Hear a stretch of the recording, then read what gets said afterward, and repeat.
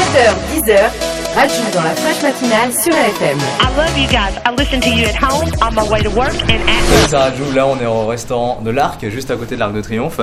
On est le 14 février, c'est donc la Saint-Valentin. Et la Saint-Valentin, je la passe avec Leslie. Et ouais, Leslie qui va pas tarder à arriver. Donc j'ai quelques questions à lui poser. Restez connectés. Allez, jeudi 14 février, c'est la Saint-Valentin. Aujourd'hui, je ne suis pas tout seul. Déjà, il y a Lydie, un des experts qui est avec moi. Comment ça va, Lydie ? Ça va super bien. Donc si t'es avec moi aujourd'hui à l'hôtel L'Arc sur les Champs-Élysées, c'est pas pour rien parce qu'aujourd'hui, on est avec mademoiselle Leslie. Ça va, Leslie ? Ça va et vous ? Bah écoute, nous on est en pleine forme, hein, donc déjà ça me fait plaisir de faire la Saint-Valentin avec toi. Je pensais pas qu'un jour je ferais la Saint-Valentin avec toi, c'est cool. Ça te fait plaisir ou pas ? Bah écoute, on modernise la Saint-Valentin. Ouais. Aujourd'hui ça se fête là, dans un restaurant vide à 17h. Ouais, mais bon, c'est déjà ça. Nous, on est là, enfin vide, mais nous, on est quand même là. Donc, y a un album là qui est sorti le 4 février dernier. Hein. 4 février, 2013, ça a été une date importante pour toi, la sortie de l'album, mais aussi ton anniversaire. Donc, apparemment, hein, joyeux anniversaire. Hein, j'ai pas eu l'occasion de te le souhaiter le jour même. Donc. Merci beaucoup, ouais. Mes 28 ans, voilà. C'est pas rien, hein. On va parler de toi, de l'album là, des enfants, les enfants de l'orage, donc est sorti, on disait le 4 février. On va revenir un petit peu sur ton parcours. On t'a découvert en 2001 dans une émission qui s'appelait Graines de Star avec Laurent Boyer. Ça s'est passé comment le casting ? T'avais voulu, on t'a poussé à y aller, c'est toi qui voulais aller dans cette émission ? Pas vraiment en fait, c'est-à-dire que moi je suis issue d'une famille assez modeste et en fait mes parents tenaient absolument à ce que je poursuive des études, etc. Donc je me suis battue jusqu'au bout. Et mon frère en fait, qui était auteur-compositeur, vivant à Paris, me dit un jour, écoute, il y a un casting pour une émission, un télécrochet. Est-ce que ça t'intéresse ? Et je lui dis bien évidemment que non, parce que pour moi j'étais anti-musique commerciale, la fille du lycée qui écoutait du gros son hip-hop, underground, etc. Donc pour moi, c'était à des années-lumière de mon univers. Et puis, il a été très persuasif. Et puis finalement, j'ai participé au casting. 15 jours plus tard, on m'appelle et on me dit « Tu vas participer à l'émission ». Et là, je me suis prêtée au jeu de la télé. C'était le public qui votait à l'applaudimètre. Donc j'ai gagné. Bravo, on peut applaudir. Et quels applaudissements. Tout est dans la tête en fait. Hein. Et donc du coup après cette belle aventure, on me tend un contrat, etc. Donc malgré tout, avec mes 2 premiers albums dans les bacs, je lâche pas les études, je me bats jusqu'au bout. Donc j'ai mon bac, je rentre en prépa de lettres sup et tout. Bref, je m'accroche et puis à un moment donné où je peux plus, où je suis obligée de choisir. Voilà. Soit les études, soit on continue une filière, soit on va dans le monde artistique, on sort des albums. T'as choisi d'aller là-dedans, ça t'a plutôt bien réussi. Hein. Je suis et je resterai. 150 000 exemplaires, disque d'or. Disque d'or, un an après, t'étais à l'époque chez EMC Record, ou EMC, je sais pas comment on dit. MC Record, je suis et je resterai, avec notamment le titre On ne sait jamais, hein, je suis et je resterai également. Et il y avait déjà, là t'as commencé à faire des collaborations avec Sweetie notamment, et Magic System. T'es resté un peu en contact avec ces gens-là Magic System oui, Sweetie non. Sweetie, le destin nous a un petit peu séparés. C'était une artiste de dancehall qui faisait des projets un peu différents des nôtres, etc. Par contre, les Magic sont restés avec le temps en fait au devant de la scène, donc on s'est recroisés.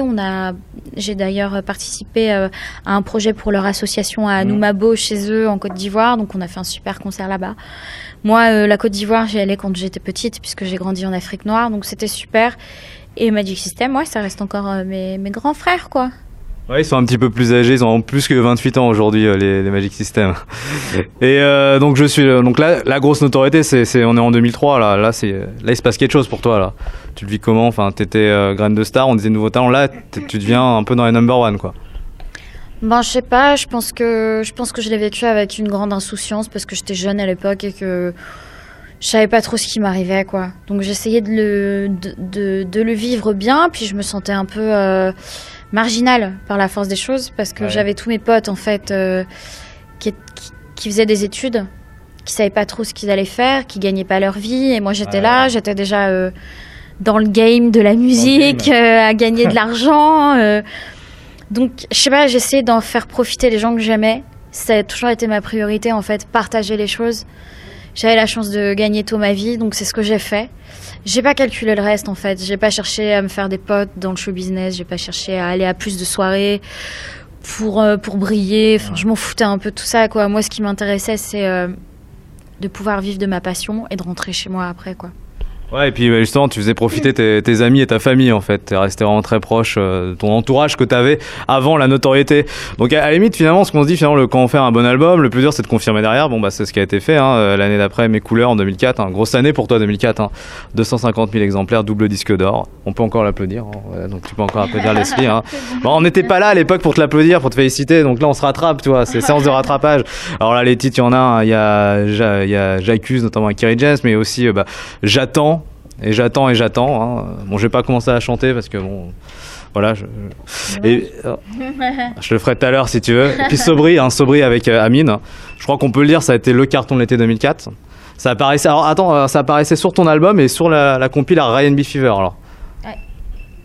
Oui, parce que en fait à la base c'était vraiment un titre qui était extrait de la compile Ryan B. Fever. C'est vraiment encore Escalp à l'époque qui ont eu cette idée en fait de faire des duos avec des artistes de la scène urbaine et du rail.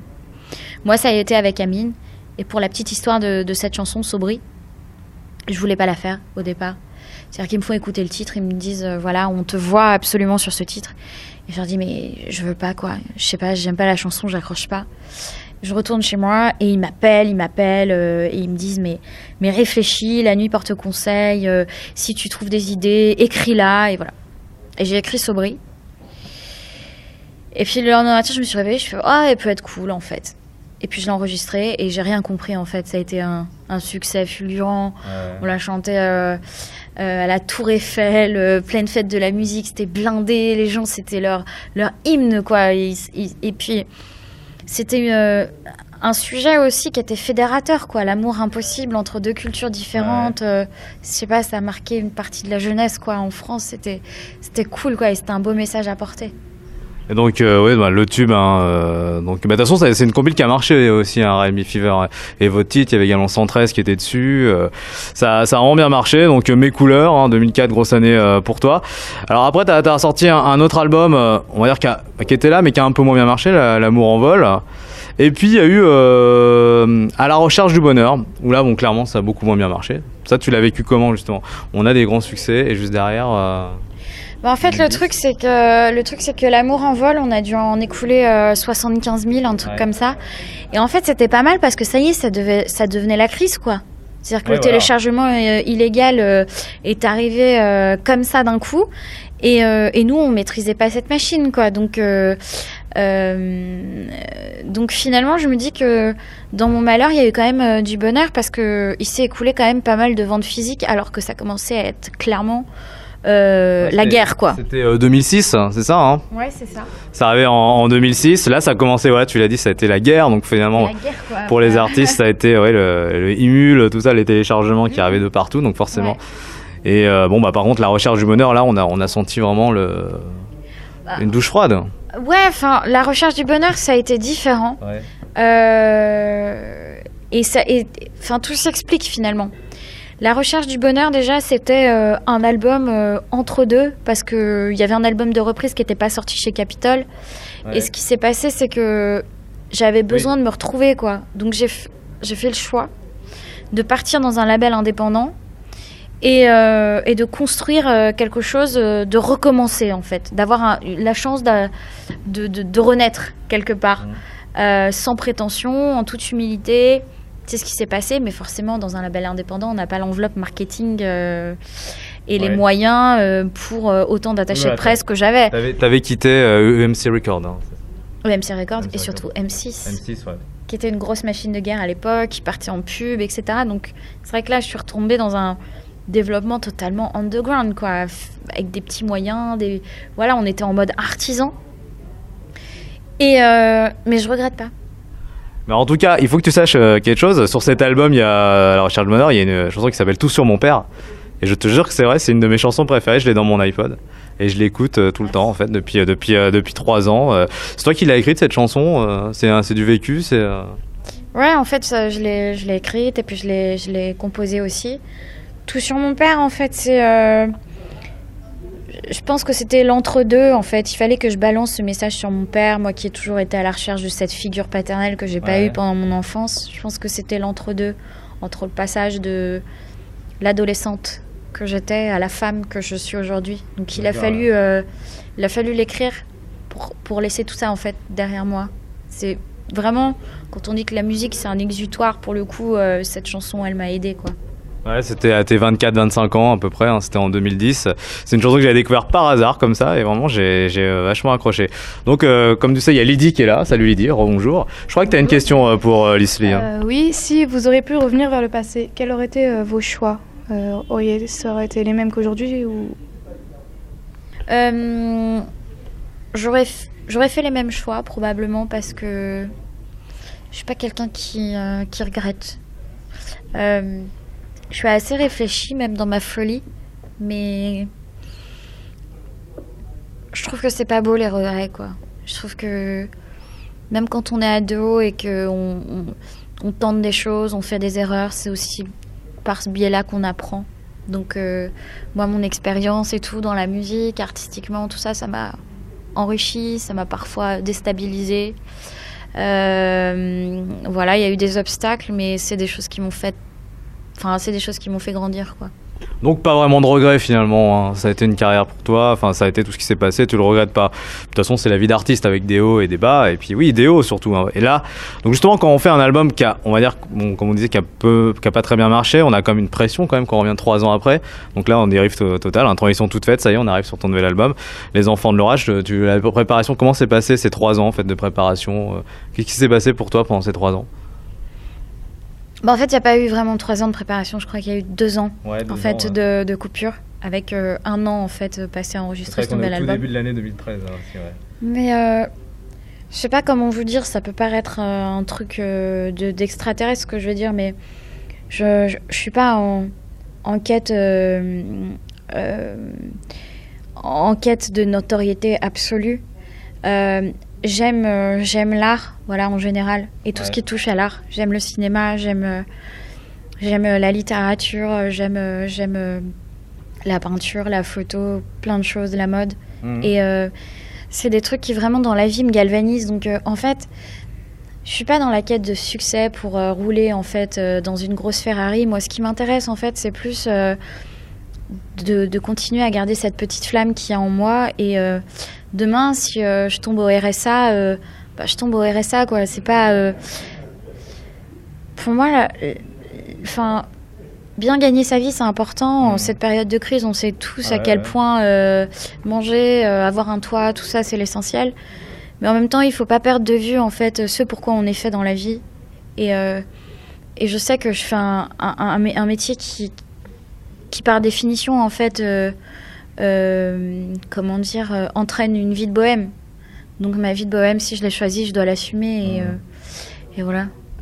Donc tu disais tu as d'autres passions pour être voir ailleurs, par exemple dans la peinture, tu pourrais faire ton expo quelque part Mais moi je rêve d'avoir une galerie d'art comme ça, de voir je sais pas de jeunes artistes à exposer, j'adorerais, quoi. Mais depuis toute petite, de toute façon, ça a commencé où déjà je me sentais un peu pas autiste, mais presque. Je sais pas, j'avais 12 ans, je sortais pas, je prenais des leçons de piano, de classique, j'avais mon piano, tout ça. J'écoutais que du Chopin, du Mozart, du Beethoven. C'était étrange, quoi, pour mon âge. Et voilà, et pareil pour le cinéma, quoi. Je regardais que des gros films de voyous, genre Scarface, Serpico, Nikita, et tout ça, voilà, c'était une partie de moi et la musique n'a été qu'un vecteur pour raconter un peu tout ça. J'ai entendu dire que tu vivais aux États-Unis, tu t'imprègnes un petit peu de la culture américaine En fait, le truc, c'est que je vis pas vraiment là-bas, mais j'y suis très souvent. Je fais beaucoup d'allers-retours. Ouais. Et j'aime cette ville. Mais j'aime cette ville pas côté Spring Break, South Beach, parce que ça me ressemble pas, quoi. Mais il y a tout un côté de Miami, en fait, qui est assez sympa, qui est un peu arty, justement. Donc ouais, est-ce que je m'en inspire? Ah, je crois pas. Je crois que Non, la c'est France, la elle France, m'inspire, quoi. La France, Ah ouais, tu t'aimes ton le pays de Victor Hugo. Donc le contraire de Gérard Depardieu, c'est Leslie, hein, voilà, Gérard Depardieu qui quitte la France, Leslie qui aime la France et ça fait ça fait plaisir. Bon, là, on va s'intéresser évidemment à un moment, on va s'y intéresser à cet album Les Enfants de l'Orage. C'est original comme nom, ça, Les Enfants de l'Orage. Oui, parce que c'est surtout, je pense, incompatible en fait, Ah les oui. enfants de l'orage. Bon, c'est très poétique, hein, mais c'est un peu. C'est Victor Hugo. Non, oh là, j'aurais pas cette prétention. Les enfants de l'orage, bah parce que c'est les enfants, ça représente un peu l'espoir. Enfin, pour moi, il y a vraiment que les enfants qui me redonnent le sourire. L'orage, parce que c'est un album qui est plutôt profond, conscient, lucide, puis qui dit certaines vérités, quoi. T'as écrit des titres, c'est toi qui écris un petit peu, t'as des auteurs avec toi En fait, j'ai un auteur qui s'appelle Siméo qui a écrit tout l'album. D'accord. Et moi, j'ai écrit qu'un titre en anglais. Ah bah ouais. Miami oblige. Je sais pas si c'est un rapport, mais Pas du tout. pas du tout. Et puis donc, bah, on retrouve des collaborations avec Ivy Rise, également avec Youssoupha. Bah, en fait, c'est la version. Il y a une version, il y a deux versions des mots invisibles, hein, où toi t'es toute seule, et puis Invincible, pardon. Ouais. Je sais pas pourquoi je dis invisible. Des mots Tout invincibles. le monde dit invisible. Ouais, ouais.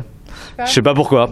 Il aurait fallu faire une version. Bah, il faut. invisible et Non, pas mais invincible. je crois que les gens ont envie que tu fasses un titre comme ça. Donc, il y a une version solo, une version avec Youssoupha. Il y a Ma Génération, un titre qui tourne pas mal, hein, sur LFM. Hein, et puis, bon, bah, Je te donne avec Ivy Rise. On va en reparler ça dans un instant de ce titre-là, parce que c'est sur également la compile Génération Goldman. Mais je crois que tu avais une question, Lydie, pour Leslie. Pouvez-vous nous décrire la jeune femme que vous êtes aujourd'hui à l'heure actuelle? Waouh, je sais pas, c'est compliqué. Je pense que. Toujours des questions compliquées. Questions pièges.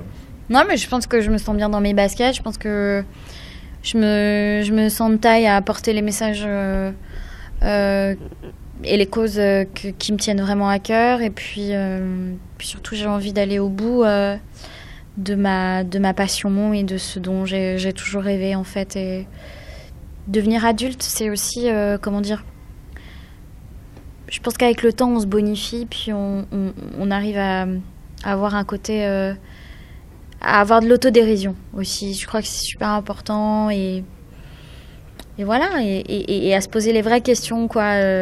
À se regarder dans le miroir sans se mentir. Donc en ce moment, c'est vrai qu'on te voit beaucoup, hein, dans les médias. On t'a vu récemment chez Morandini, on te voit sur les sites internet. Il y a eu des déclarations... entre guillemets fracassantes, moi c'est rigolo, avec Laurie et Shaim, tu t'avais dit je n'ai pas besoin de montrer mes seins comme Shaim ou mettre une culotte dans un clip comme Laurie. Ça se passe bien avec Shaim et Laurie en ce moment?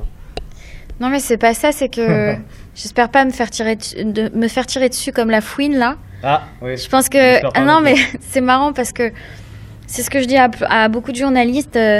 Il y a eu un clash de rap, il fallait le clash de la petite chanteuse, quoi. Ouais. Mais c'était... En fait, la question était orientée, quoi. On m'a demandé si je voulais être plus sexy que Shaim et Laurie. Ouais, et bien ouais. évidemment, connaissant ma personnalité, ça fait quand même 10 ans que je suis dans la musique. Ça fait 10 ans que je dis que je suis pas une Lolita, mais quand j'avais 16 ans, je balançais les mêmes trucs. Donc là, je pense que c'est une question de contexte. Il fallait la petite rebelle dans la chanson française.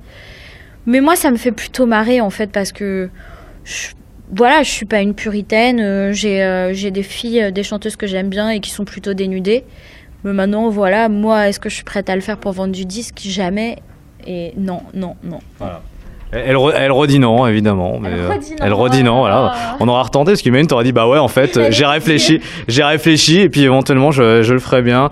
On va s'intéresser maintenant à Génération Goldman. T'es arrivé comment sur ce projet? Tout simplement, ma majeure compagnie a contacté mon management. Donc, ils sont à la base du projet. C'est Michael Goldman qui chapeaute un peu tout ça. Ouais. Et puis, il m'a proposé Je te donne. Donc, je trouvais la chanson plutôt dynamique. Beau message de solidarité aussi en cette période de crise. Donc voilà, donc j'ai accepté. Ça s'est super bien passé. Une journée en studio. Ben Ivy Rise, super cool. Voilà. T'étais fan à la base de Goldman? J'étais pas fan parce que moi la musique qui m'apportait quand j'étais jeune c'était Michael Jackson, la Motown, Diana Ross. Il n'y a pas eu de Génération Jackson encore, peut-être. Hein. Donc voilà, mais Goldman, je l'écoutais quand j'étais en Afrique noire. Il y avait Goldman et Céline Dion en fait. Ouais. Donc juste petit aparté, c'est Afrique noire, mais t'as vécu au Mans. T'es né au Mans, mais t'as vécu en Afrique noire alors. Je suis née au Mans. Ensuite je suis partie en Afrique noire. Ouais. je suis revenue au Mans, je suis repartie et je suis revenue. Des allers-retours, quoi. Une vraie nomade. Voilà. Là, tu le fais encore aujourd'hui entre la France et les États-Unis. Bon, c'est quoi le dossier avec TF1 là ? Ça clash avec TF1, ça clash avec Laurie, avec Chaim. Parce que c'est vrai qu'il y a eu l'émission de TF1 il n'y a pas si longtemps, spécial Goldman. Je t'ai cherché. Honnêtement, je t'ai cherché. J'ai fait que ça toute la soirée, je t'ai pas eu. T'étais où ? Ah bah j'étais où ? Mais non, mais ça a été une des questions des internautes et de mes followers sur Twitter.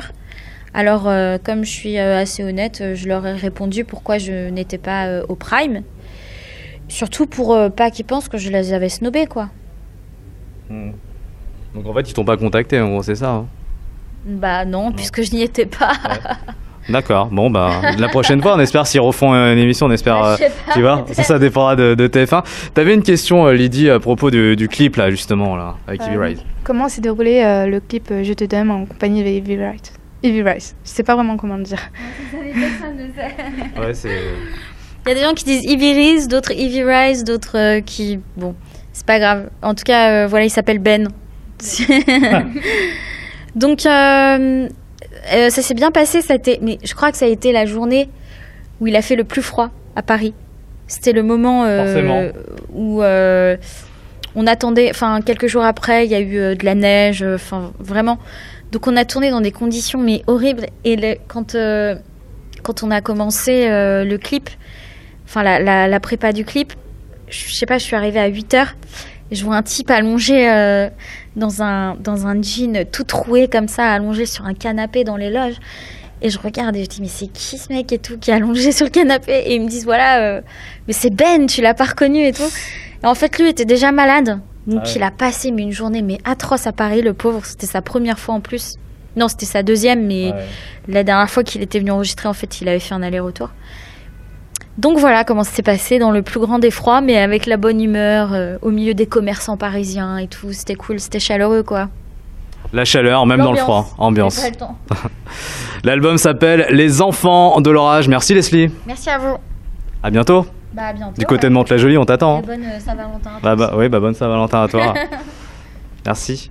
7h, 10h, Raju dans la fraîche matinale sur LFM. I love you guys. I listen to you at home, on my way to work, and at work.